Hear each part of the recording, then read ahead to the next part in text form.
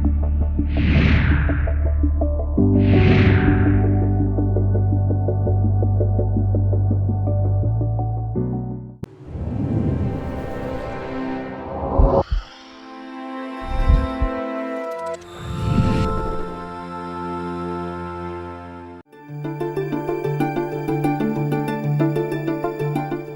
we look forward in terms of, what is the future of personalised healthcare, there's obviously some key lessons from what has taken place in the oncology space.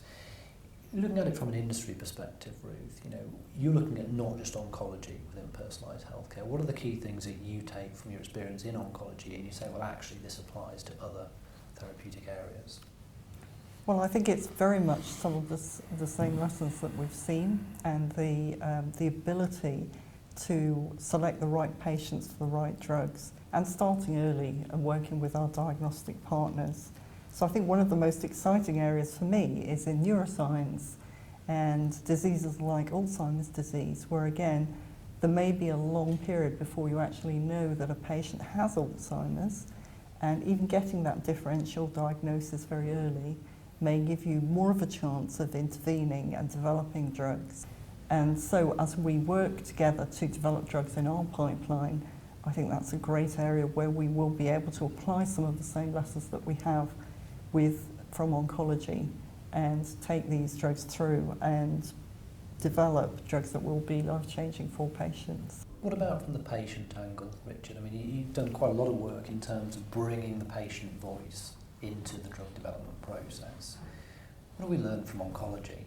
There's two separate strands to that. I think one is the patient voice in terms of how we work with AstraZeneca and other companies in talking about the research agenda. But actually that conversation is part of a much bigger one, which isn't really a conversation, it's just simply what's already happening. More and more of the research trials, the interventional trials, coming through in cancer in the NHS, in patients in the NHS, are around the stratified medicine agenda. And what we've seen is that patients don't necessarily need to understand the scientific concepts or the detail of the molecular biology. What's happening is that they are joining those trials in greater numbers than before, and they're not just consenting to the main part of the trial, the test of the intervention. They are donating tissue, they are donating samples, and again, it's in much greater numbers than ever before. So I think part of the patient conversation is that we're not just talking about it, we're doing it. We are contributing because we believe that this is the right way forward, and even if we're not going to be helped by a particular piece of research, we do understand that that research is designed to help people like us, same symptoms, same disease, same biological markers or whatever it may be, in the future. So there's a real willingness from patients to get involved even if there's no personal benefit potentially to them. Whatever the reputation problems there may be about big pharma, these people are making products which help people like us. So actually we are going to sit down, we are going to talk with them about how we can improve that process so that those products help more people more quickly.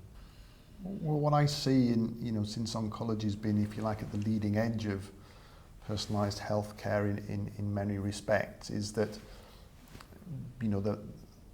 what can be applied elsewhere is really this business of accepting that each individual organisation, be it pharma or biomarker or academia or healthcare providers, we don't have all the necessary instruments or expertise to pull off personalised healthcare, and that we really need to have a more sharing relationship, sometimes longer term relationship, to make that development possible. That therefore means that each organisation has to be outward looking, but also it needs to really have first class interface management, and these partnerships, these arrangements, the synergy, if you like, that we're trying to build can fall down unless we have people with vision and people with good interface management.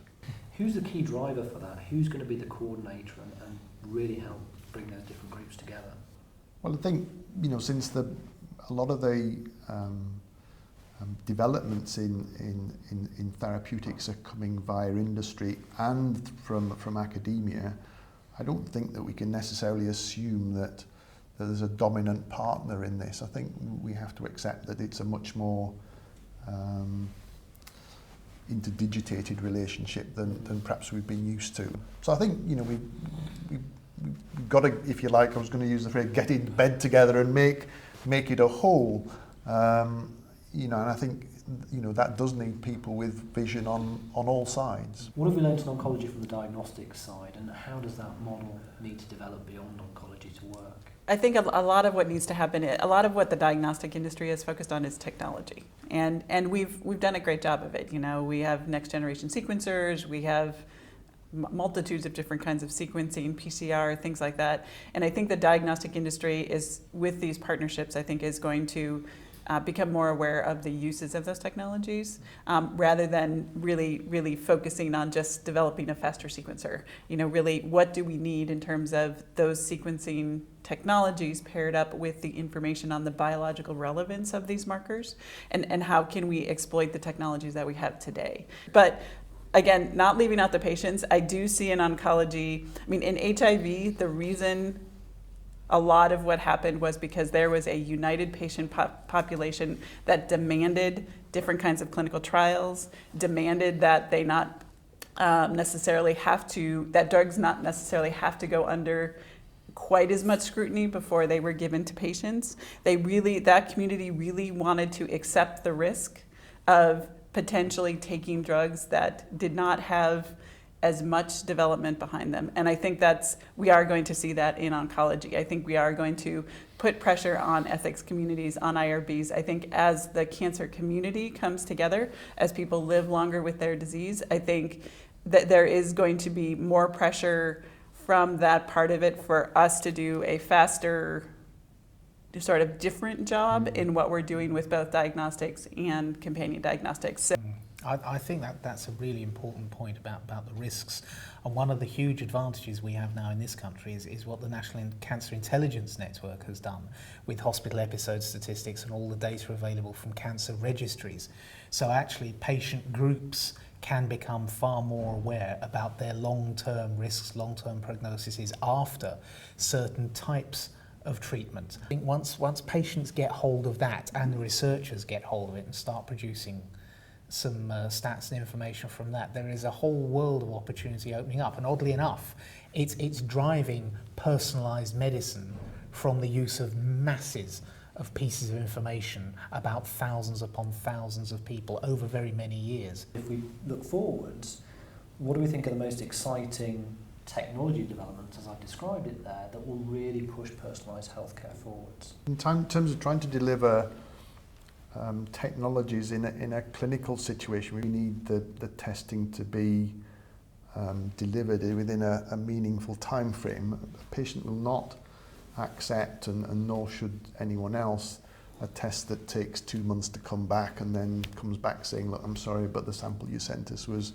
not of sufficient quality, it didn't contain tumour cells. We really have to have, you know, infrastructure and mechanisms that allow, you know, both high quality samples and rapid turnaround. You know, one of the things that came out with Swanton's, you know, if you like, definition of what the evolutionary tree of a cancer might be, yes, that's all very fine, but that data took 4 months to produce in one, you know, a handful of patients. So it's clearly not going to be applicable unless we completely turn things around in a much larger patient population. It's got to be useful clinically. Next generation sequencing is something that's been on the horizon for quite a long time, is used in various specialist centres, will probably be more useful in some situations than others, but the speed of it is increasing all the time. The cost is going down, which of course is what we need, and what's really critical, again going back to the same point, is the ability to analyse that data and pick out what is going to be useful for the various patients, which differs in the disease setting. Another area that I think is vital, and going beyond oncology, is the ability for rapid diagnostic testing, and we particularly see that in infection. So if a patient comes in with a serious infection, something like MRSA, you don't have time to send off a test for 2 or 3 months or even 2 or 3 weeks. You really need an answer right then and there by the patient's bedside so that that patient can have effective treatment. And we are starting to see these technologies that can do that, but they are again in the very early stages. And then again back to the promise of imaging. So we are always limited, we think, in terms of tumours and other samples as, well, is there a part of the patient that I can take out and I can look down a microscope and I can take away to the lab? If you're in neuroscience or if you're dealing with other areas, maybe brain cancer, you can't do that. So having the ability to use molecular imaging that sees the progress of the disease as it is going on within the body, I think will be transforming in oncology and also in other diseases. So we're at the start of a much steeper up curve in terms of technological advancement here? To some degree, we're trying to catch up on the assay side to the technology that has already been presented to us.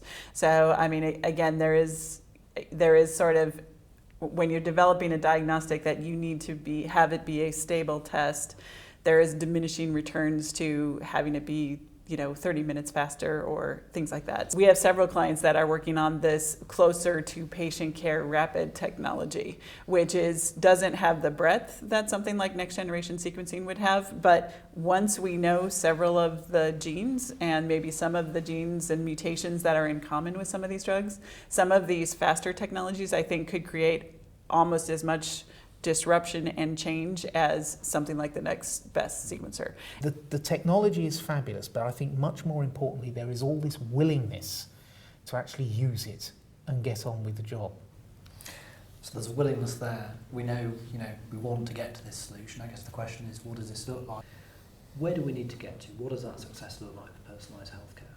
What it looks like is full multidisciplinary working with open, much more open sharing of data, doing that a little bit earlier on, spending more time in the translational research space and the early phase space where a lot can be learned, about a therapeutic and about the choices that we need to make, for late stage studies, to make sure that we have research that is flexible and adaptable, that we make sure that we get other partners, the ethics committees and the regulatory authorities thinking along those lines, that we don't have all the answers, the technology is moving very quickly. We need to be able to adapt and progress in an efficient and non-bureaucratic fashion. I think success coming from the diagnostic industry is to not have to say I'm from the diagnostic industry anymore, to say that we're in this together, that we are we're whatever we decide to call it, personalized medicine, that we're in the personalized medicine business, and we're no longer making those distinctions. So there is always going to be expertise, there's going to be some distinction, specialization, things like that. But I think success really will be when we stop seeing this even as partnership. It is, we're all working on this together. Everybody wants to figure out a way to do this, and I think once we blend a little bit more and figure out how to do it together, we will make even more progress than we've already made. I like the idea about more informed discussions between both those giving the treatment and the patients. I think one sign of the success, patients are quite happy to deal with pharma. It's the general public who have a perception. So I think if we can change the public perception about pharma, and indeed perhaps sometimes too about technology, that would be a step forward. But in terms of patient, I have two simple things that I would love to see, which is actually that every single patient, regardless of their age, has some sort of opportunity to take part in research, not necessarily an interventional study, but actually some sort of opportunity to take part in research. That would be the first thing. And the second thing is that every single patient asks about the opportunity to take part in research, whether or not they actually choose to do it, because that will always be the patient's decision. So success would look like that every drug in our pipeline, we will be able to know what was the best patient population for that drug, and that we would be able to design that drug so that the mechanism of the action and of the drug and the biomarker and the patient would all line up very early on, so that we would be able to have much more successful drug development, and that when those drugs came onto the market then, they would be transformative, they would be life-changing for the patients that took them. And I'm privileged to have taken part in the drug development of some of those drugs already in my career. And before I retire, I want to take part in the development of a lot more. There's been a number of themes permeating the discussion today, and I think for me they come down to three sort of core areas. One is around a new innovation process. We've talked about more open innovation, more sharing of data, more collaboration in the innovation process between diagnostics companies early on, and also patients getting that kind of input. The second thing is really this broader collaboration piece, and that's involving reimbursement and regulatory authorities and crossing geographic boundaries. There's clearly a desire to get more consistent on a global level around how we tackle some of these challenges. And I think the third and final thing comes back to the technology component. I think we are now getting to a stage in the information age where we can really start to tackle some of this big data which is needed to drive personalised healthcare forwards, and we have the technologies to do that in addition to the new biomarker diagnostic technologies which will help identify those patients. So I think there's a number of areas where we're seeing exciting developments. I think what has been really refreshing about this discussion is there seems to be, as you described, a real willingness for the pharma industry, patients, regulators, reimbursement authorities and diagnostics, healthcare professionals to all get involved and find solutions. So I think we have an optimistic future for personalised healthcare. Thank you all very much for your time. It's been a really good discussion.